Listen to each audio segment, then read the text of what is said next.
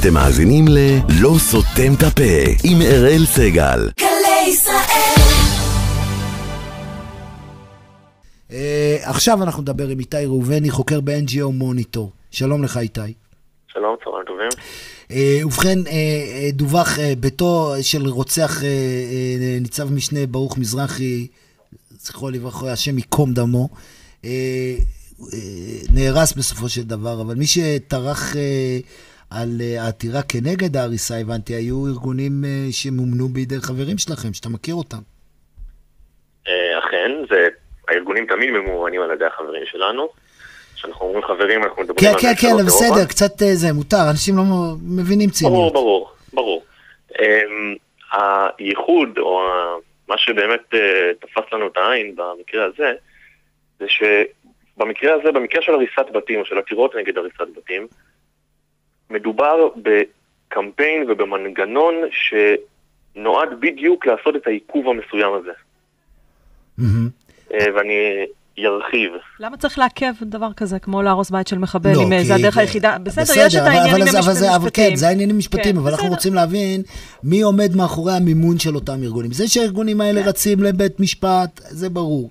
בסדר, זה חלק... זה חלק מהמשחק, כן, אבל השאלה, מי מתערב בנושא הזה? כאילו, למה, אם יש פה מדינות זרות שעומדות מאחורי הדברים האלה?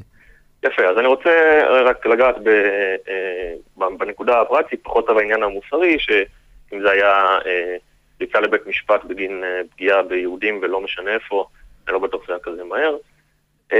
אני אגע בפן הפרקטי. מדובר בשלושה ארגונים, שלושתם ממומנים על ידי, כל אחד מהם, יש לך את פינלנד, בלגיה, צרפת, נורווגיה, באיחוד האירופי כמובן, גרמניה באופן עקיף, שוודיה באופן עקיף, אני עוד לא אמרתי פה, הולנד באופן עקיף.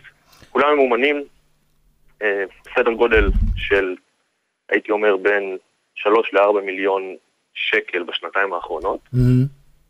מדובר על המוקד להגנת הפרט, רופאים לזכויות אדם וכולם בעצם אנחנו מגלים שגורמים זרים, גורמי מדינה זרים, גופים רשמיים, קשורים באיחוד האירופי, במדינות אירופיות, מממנות לפחות חלק מהעתירות האלה לבתי המשפט, בעצם מעודדות עתירות כאלה, כי יש מי שיממן אותם, כי זה עולה כסף, ומישהו מרוויח מזה, ויש פה תעשייה. בדיוק, אבל ספציפית פה, המקרה אפילו יותר בוטה, לא מדובר באיזשהו מענק חסר משמעות או חסר כותרת להגנה על זכויות אדם או כל הכותרות היפות האלה. מדובר פה על ארגון בשם מועצת הפליטים הנורווגית, שהיא ממומנת במיליונים, ב$9.1 מיליון ל3 שנים, מבריטניה, איחוד האירופי ונורווגיה. הכסף הזה הולך לפרויקטים משפטיים בישראל וברשות הפלסטינית.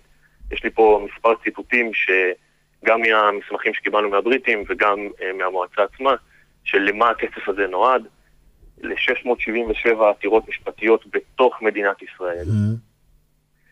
אני רק אקריא קצת דברים שקצת אולי יעצבנו פה מישהו. דבר.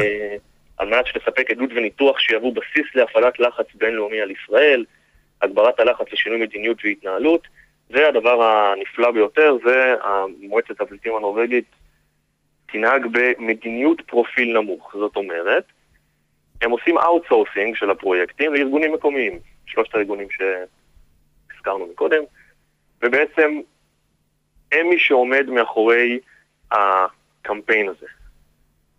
ולדעתי, הדבר מטריד כי ראוי שהשופטים ידעו כן.